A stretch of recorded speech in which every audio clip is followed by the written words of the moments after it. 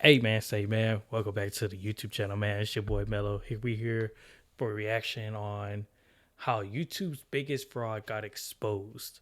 This video is by the internet anarchist. What do you Oh think? nope, don't play the video.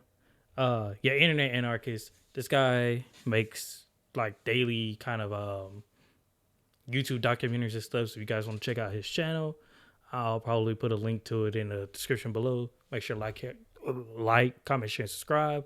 Let's get to the video. And no, I'm not doing that over. I should have just gotten it right the first time.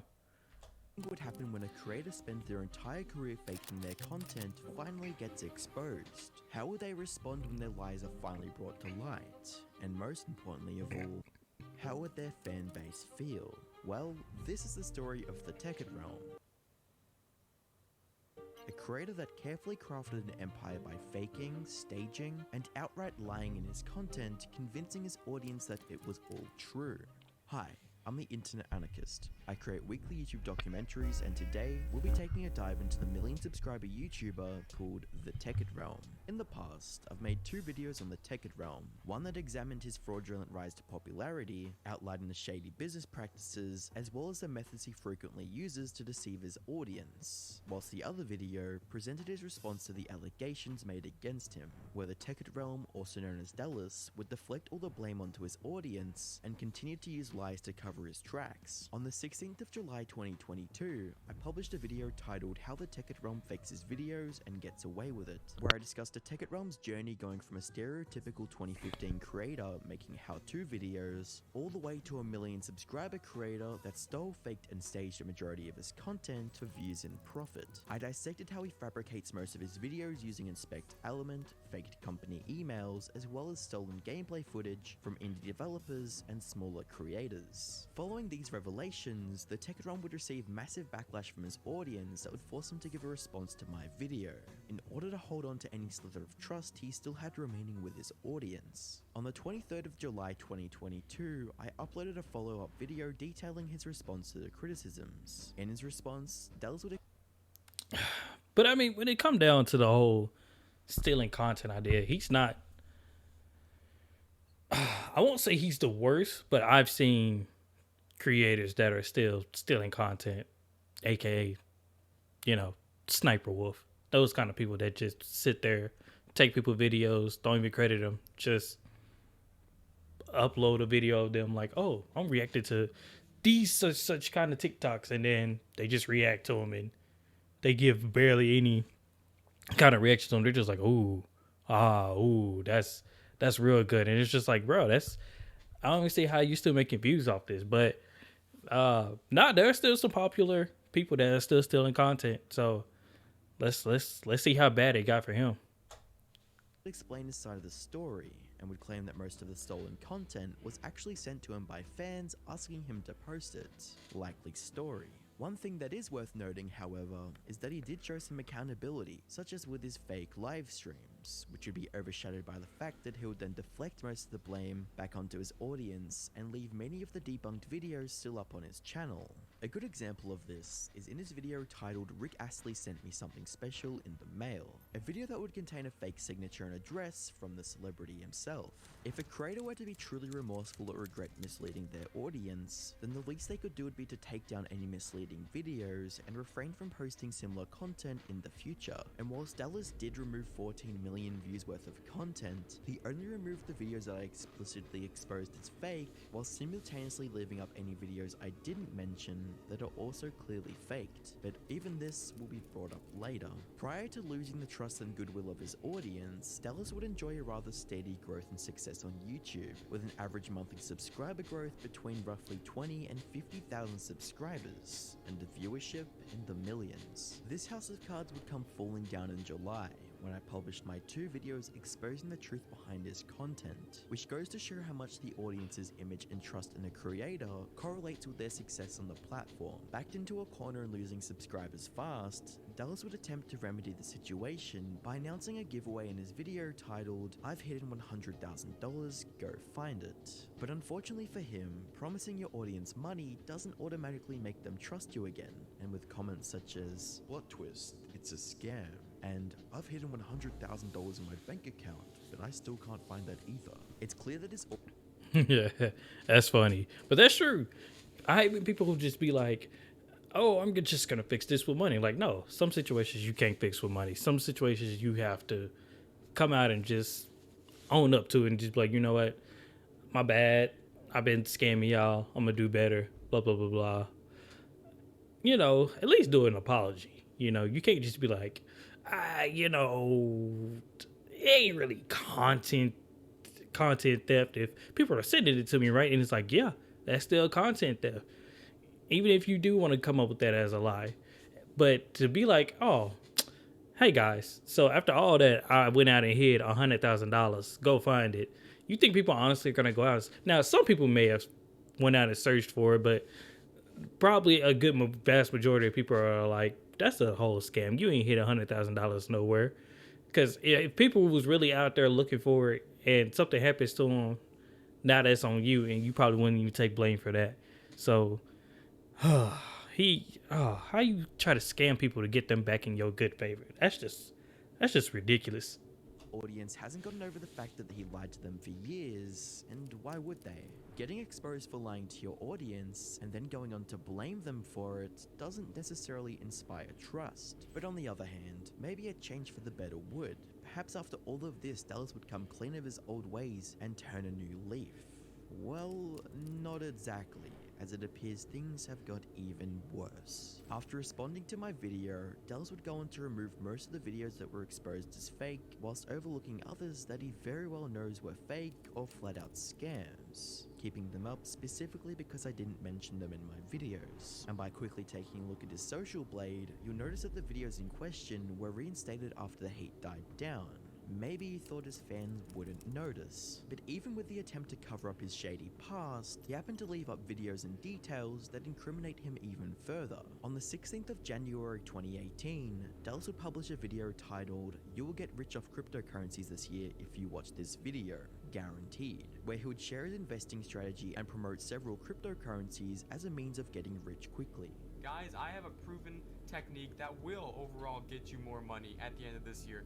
And whilst on a surface level it seems relatively harmless, doing a bit of deeper research into the coins, you'll see that it was promoting HTML Coin, Oyster, and X-Ray Bytes, all coins that were relatively new and were being heavily promoted on social media. The focus wasn't on the utility behind the coin, but on the assumption that the price would go up and that all you had to do was invest. And for anyone who is familiar in the crypto space, you would have already guessed that most of these coins had all the signs of a pump and dump scheme. A pump and dump scheme is when the price of a coin is artificially inflated by people who have large quantities of the currency, who then go on to sell it whilst the price is high, which drastically devalues the coin, leaving the initial sellers with a load of money and anyone who bought into it with nothing. And if you take a look at the timeline of most of these cryptocurrencies, you'd notice that their value increased dramatically from late 2017 to early 2018, but crashed a few months later. Faking your videos is one thing, but scamming your viewers is a complete different story. A long-running series on his channel is what's known as YouTube Unsolved, where in the videos, he covers various stories, events, and incidents that occurred on both YouTube and other corners of the internet. Something to keep in mind about these videos is the fact that Dallas presents the information as real events, and whilst a couple of these are, many are unfortunately just lies made up by Dallas. On the 8th of September 2022, a video would be published titled, "The Most Dangerous House on Airbnb." Throughout the video, Dallas would share two creepypasta-style Airbnb stories. The first one is about a man who was caged by his hosts after not being able to pay for his Airbnb. And as gruesome as it sounds, this actually happened, as after some investigation, I came across several articles backing up the story. However, this is where the factual information in this video ends. The second story presented was about a married couple that survived the night in an Airbnb that was allegedly owned by a D cartel. And if you're thinking that that story was too outlandish to be true, then you'd be right. Because from what I can gather, there seems to be no mention of this incident from anywhere on the internet. No news reports, no articles, and not even any references to the event. This leads me to believe that this whole story was fabricated, yet still presented as fact and next to someone's real story. and even his comment section picked up on this. There's nothing wrong with telling creepy stories for viewers, but channels that do this generally make it clear that these stories are completely fictional and don't try to mislead their audience into thinking they're true. Not to mention how disrespectful it is to actual victims by presenting their real murder stories next to a made-up fiction. In the video titled "Elon Musk Does Not Like My Channel," And that's true. A lot of YouTubers do come out and make like, you know, there's nothing wrong with like telling like stories and things like that. Like if you're gonna tell stories, make the whole video stories. Don't just be like, all right, I'm gonna tell this one true story and then I'm gonna make up an outlandish story so I can push this video out to like X amount of minutes or whatever.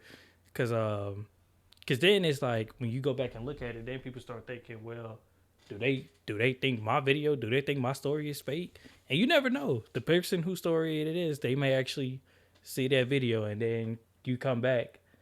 They come back and watch it again. Then they're like, I've never heard of that story. And everybody's like, oh, so you telling fake stories? And then it's just like, but he didn't. The first one was real because that was my story. But then you come back and tell this BS, and now everybody's like, are any of these stories real? So it's kind of hard. And also, I meant to talk about the crypto thing. I was invested in a video.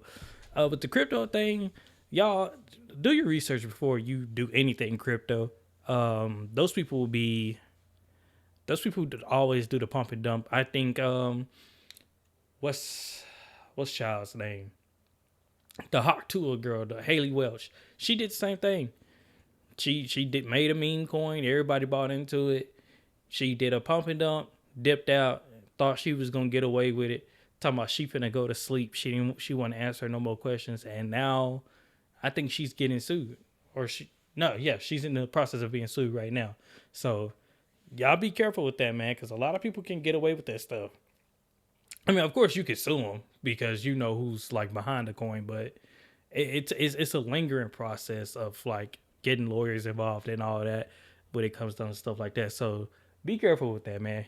Just be careful and do your research before you do anything. Channel, Dallas narrates his experience applying for a job at Twitter and supposedly receives an email from a Twitter employee that denies his application due to him being a blacklisted influencer. And upon closer inspection, you'd notice that there are several inconsistencies and discrepancies in the video. The first is the email address featured in the video, which was noreply@twitter.com. This email format is usually assigned to bots that can't respond to any inputs, hence why they're given the no reply distinction. And even if you look past the issues with the email address, another red flag is the unprofessional language and phrasing used by the employee. There are very strict rules on how employees conduct themselves, not only when communicating within their company, but also with external entities as well. Big corporations take this communication very seriously, as they can be potentially liable to anything they say wrong. So it's highly improbable that they'll tell someone to take a hike after declining their job application. All of this assuming that a company would even dedicate their time and resources to respond to a random influencer. After all, there'd be no point in continuing this conversation after his application was seemingly denied. One of the Tech It Realm's most recent videos was titled "I Made My Own Country and How It's Going 6 months later." And whilst most of the information presented in this video was evidently true, it seems like Dallas can't help but sprinkle in a little bit of a lie, as there's a line in the video that is an outright lie. So in honor of the great Rick Astley, of which this island is inspired from, who also personally visited this place, I'm humbled to also say as well, we're going to be planting the flag right here. Around halfway through the video, Dallas makes the claim that Rick Astley had tweeted about the island and visited it himself, but there's no evidence to back this up. He throws a tweet on screen that's supposedly from Rick himself, but if you try to search for it on Twitter, you won't be able to find anything from Rick Astley that is remotely related to the island. This is just another one of those instances where Dallas uses Rick Astley's brand to give his videos some legitimacy. From all the information presented, it's clear that Dallas hasn't changed since we last looked at his channel, is still fabricating parts of his videos, and is still lying to his audience. It can be said that he does sometimes create factual videos, but these are few and far between, as he constantly adds falsehoods into his videos. The repercussions of this sort of behavior can be seen in the lack of interest surrounding his recent videos, as most of them are left unable to cross the 100,000 view threshold, a previous amount that he would easily achieve. with them also using YouTube's moderation tools to remove the word fake, clickbait, and scam from his comments, it's evident that he's taking the route of trying to shut everyone up rather than fix his own mistakes. My videos weren't the first to call him out on his acts, and it certainly looks like they won't be the last. On screen are the first 2 videos I created going more in depth on the Tekkit realm. Subscribe if you enjoyed, and I'll see you next week. Hey, W video, man. But yeah, that's terrible. I mean, again, when it comes to like fake videos and stuff like that, I can understand some people do want to make like a couple fake videos here and there. There's nothing wrong with that. Like a couple fake videos here and there, it ain't nothing wrong with it. But when it becomes like your whole channel and like that's where you get most of your views from, then that's when it becomes a problem. But that's just me, man. Let me know what you guys think. Again, like the video, share, comment, subscribe. Appreciate the internet anarchists for making these videos, man. And I will catch y'all in the next video. Peace.